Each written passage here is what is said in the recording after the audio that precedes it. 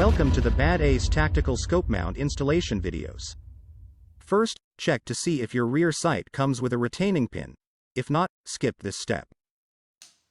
Punch the rear sight retaining pin out, using a pin punch.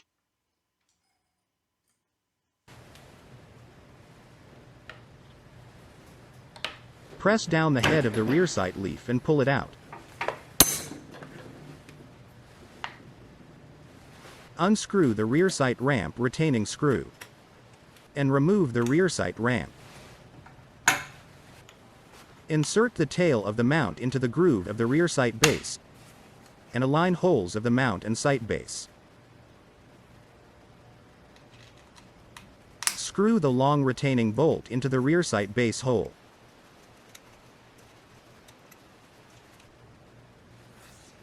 Install the washer and tighten the nut.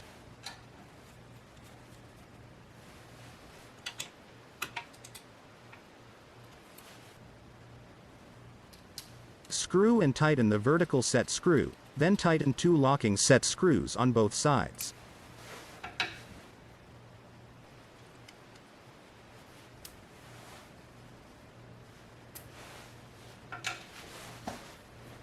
The installation is now complete.